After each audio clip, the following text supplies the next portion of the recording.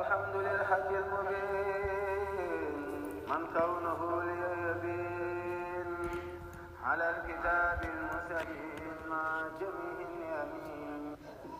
Ladies and gentlemen, we are expanding our deepest salutation, and like we promised before, we are bringing you an exclusive, presenting you with an interview with Sokhna Aida Saliou, who is here to celebrate April 17 on behalf of SERIGNE BETHIO, that famous meeting between SERIGNE BETHIO and SERIGNE Saliou. Wow, Bakib SERIGNE BETHIO. SERIGNE BETHIO Jam SERIGNE Saliou. May he have a long and healthy life.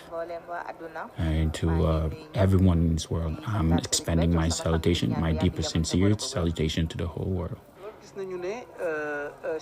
So we see that the Sheikh is away right now. Can you bring us back to the preparation of the day? How did you manage the day? Because everyone thought, since the Sheikh is not here, it would not go as planned. So how did Sokhna Aida manage? Oh, thanks for the questions. But SERIGNE BETHIO is our spiritual guide. And SERIGNE Saliou perfected SERIGNE BETHIO. He said it, I'm you, you are me. This day we are celebrating, we give thanks for, is the meeting that took place in Thiant, April 17, 1946. And today, April 17, 2019, SERIGNE BETHIO called it, managed it, made it happen. It's his Thanksgiving. We just executed. He's in Bordeaux? Yes, but he's here. If you look around, you see that he's still here. Nothing has changed.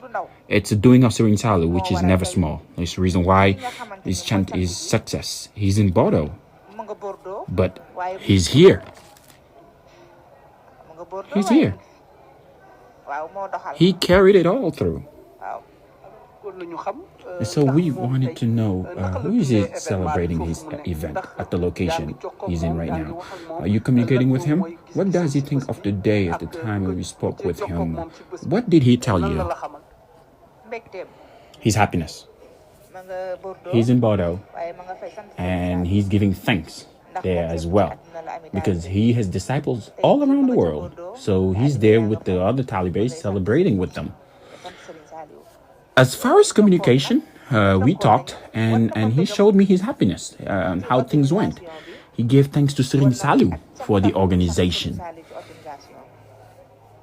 So he's there physically, but his focus is here.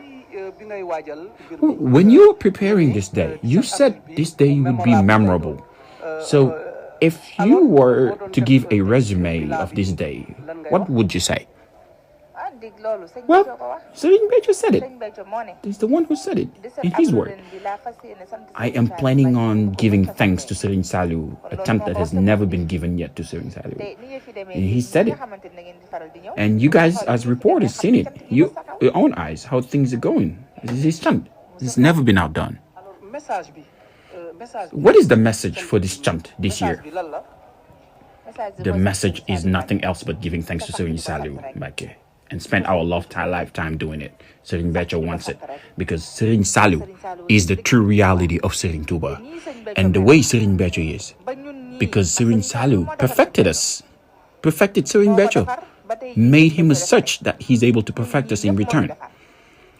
He perfected every single one of us. So the message is nothing but give thanks to SERIGNE Saliou, because when SERIGNE BETHIO told him once, Salat or not, hellfire is a possibility. SERIGNE BETHIO asked in return, Mbake, what should we do? He replied, there is nothing we can do, but only holding on to SERIGNE Touba. So the message I want to send is giving thanks to SERIGNE Saliou, SERIGNE Touba. We see also, each year, the amount of food, drinks you used to spend for the guests. Can you elaborate on that for this year? Of course, SERIGNE Touba's today. Always better than his yesterday. He said it. And his today is SERIGNE Saliou. And SERIGNE Saliou told SERIGNE BETHIO, I am you, you are me. That's why we have never seen such a treat. SERIGNE Touba does not work backwards, always forward. What we did last year, we passed it, we forgot about it. But this year, what we did has never been done. And next year will be better than this year. You made a speech about the Sheikh. You retraced your journey with him. You said you gave your bayah at the age of 12. Can you come back to that? And today, the rent you feel in the house.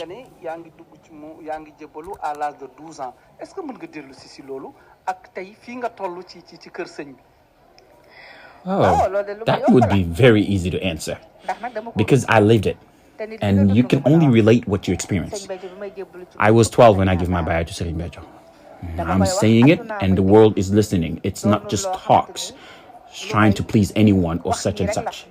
It is Allah's willing.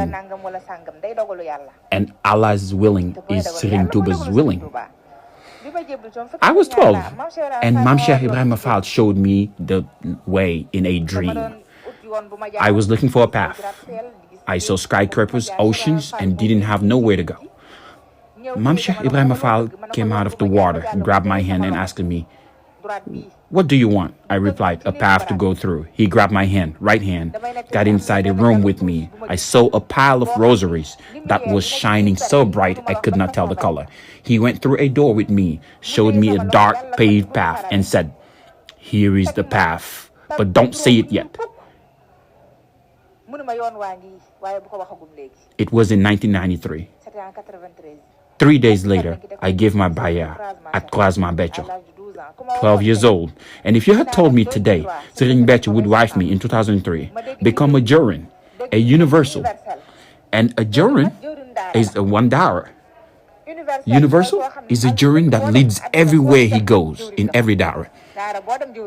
You are dawah you are jurin everywhere. Also heard, I am you, you are me. Serigne Bethio told me that. Everything that Serigne Saliou has done for me, I am transferring it into you. February 14, 2016. So I was young. I didn't know I would find all of these attributes here. And back then, I didn't know. You only look for what you know. You cannot look for what you don't know or understand. I wasn't searching for it as I did not know it. It existed. It is Serigne Touba's will. So my relationship with Serigne Bethio, if you look at it, you would think it all started today. But I'll tell you, it is not as of today. And maybe you just all seen it overnight. And fair enough that you all surprised, because just seeing a person being proclaimed by Cheikh Bethio by saying, "I am you, you are me," it is obvious that they are taken by surprise. But this was a long time ago relationship. I didn't even know about it. I know one thing, that meeting of April 17, 1946 is the reason why I am me, as far as I'm concerned, and whoever agreed with it. That's why I'm Muslim. That's why I'm Murid and a Chantakon.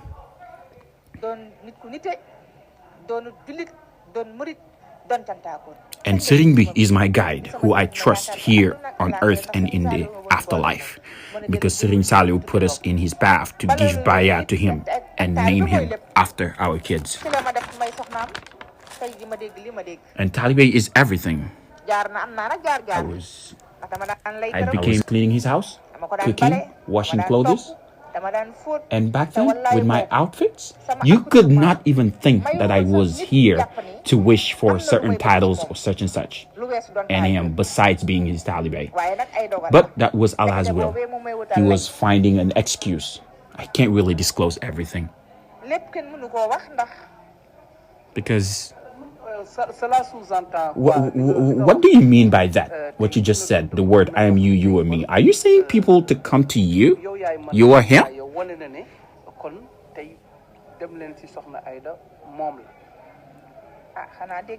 Didn't you hear it? He said it. I didn't say it. Because he did it, not I. He perfected me and blessed me. So what you heard, maybe you wanted to come out of my mouth. But that's his spiritual powers.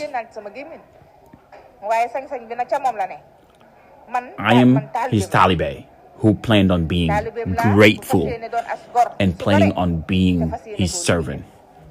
What he has said, only he knows. Where he has put it in me, I don't know. Because if you ask me, I wouldn't tell you. I cannot tell you where he placed it in me, but I feel it. And only him dares to say it, not I. Can you tell us your level of education? Sokhna Aida's level of education school-wise. Oh, and I was just saying it earlier. Like Serigne Bethiou used to say, I don't know ba nor seen in school. I stopped at the level of 12th grade in school.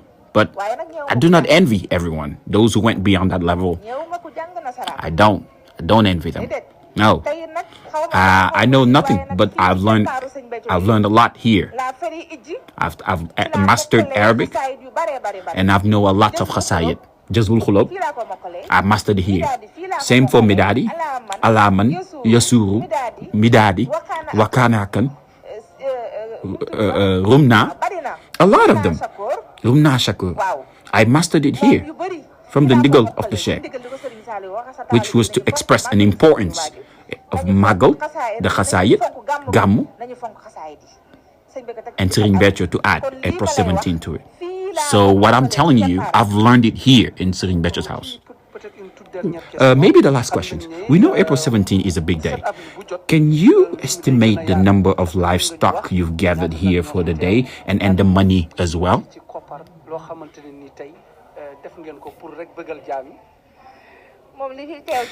It would be hard to estimate and find the number of cows because we slaughtered so much of it. We have so many remaining.